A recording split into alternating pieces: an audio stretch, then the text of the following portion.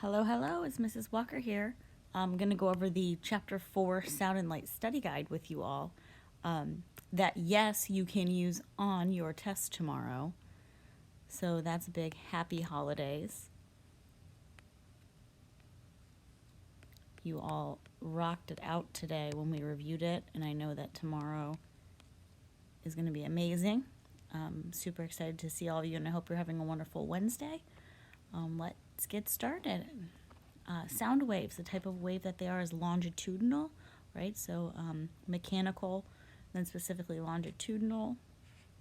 They travel through matter, so solids, liquids, or gases cannot go through a vacuum. They are produced by vibrations, so maybe like the guitar string or your vocal cords or a knock. It's all vibrations.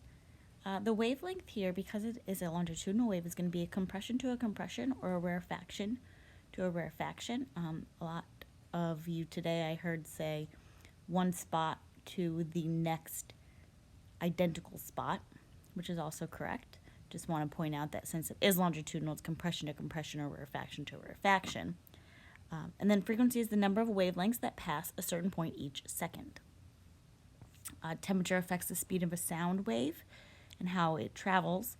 As the speed of the wave increases, as the temperature increases, the speed increases, and vice versa. As the temperature decreases, the speed of sound will decrease.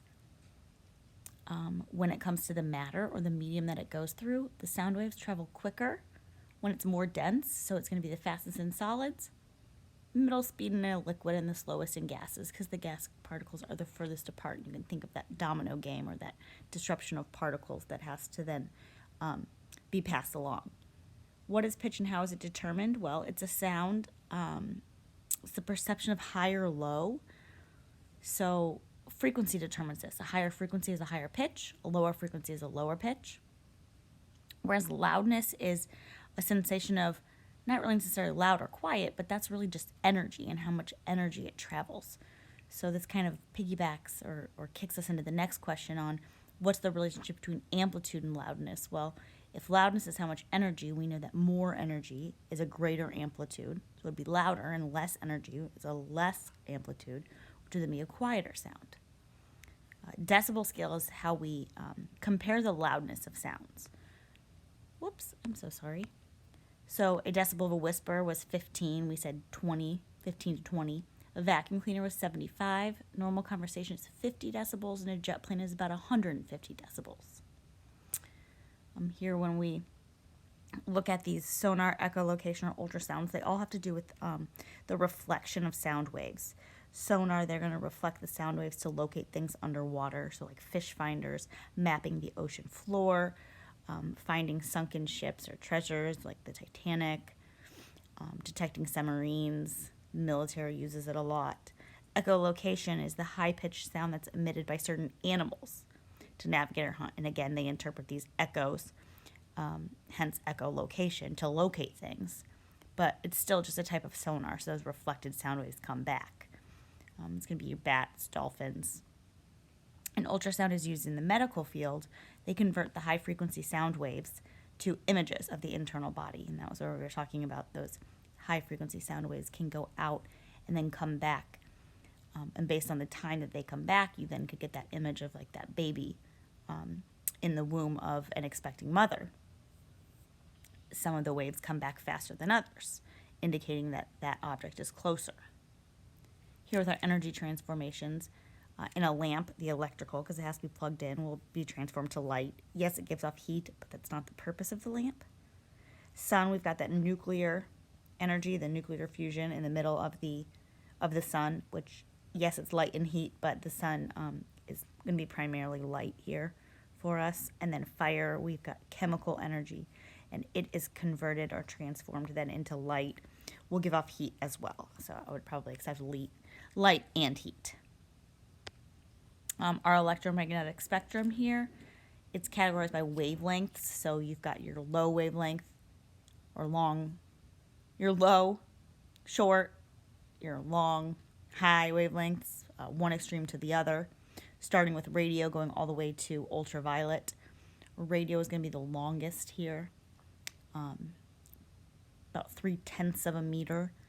That's going to be in your radios and your televisions. Microwaves comes next. It picks up where radio length left off, so 3/10 of a meter to 1,000th of a meter on that wavelength, and that's going to be like cell phones. Infrared picks up where microwaves left off, 1,000th of a meter to 700 nanometers, so we're getting shorter. Nano is real small. We can use that for warming our food, or there's those infrared cameras, the heat-seeking type things. Visible light comes next, picks up in length where infrared leaves off, so 700 nanometers to 400 nanometers, and that's going to be your rainbow of colors, your red, orange, yellow, green, blue, indigo, violet that you can see. And then ultraviolet picks up where visible light leaves off, on that shortest side of 400 nanometers to 10 nanometers, so real small. It's going to be sunburn. Oh, I misspoke earlier. I said radio to ultraviolet. It's actually radio to gamma. X-ray here is going to be 10 nanometers to 1/100th of a nanometer. We've got our medical connections. And then gamma rays are the very shortest wavelength. It's going to be smaller. So I'm not really sure why there's a little dot here. It was supposed to be things that are greater than or things that are smaller than. And again, gamma is our medical connections. So remember that the shorter the wavelength, the greater the frequency. And that's why gamma rays here are so dangerous. Teeny tiny wavelengths can really penetrate through things. So I'm going to stop there. I'm going to pause this. I worry that the video will get too long and will not be able to then be exported to my YouTube channel. So I'm going to stop here, and we will pick up here with this transparent, translucent, opaque chart.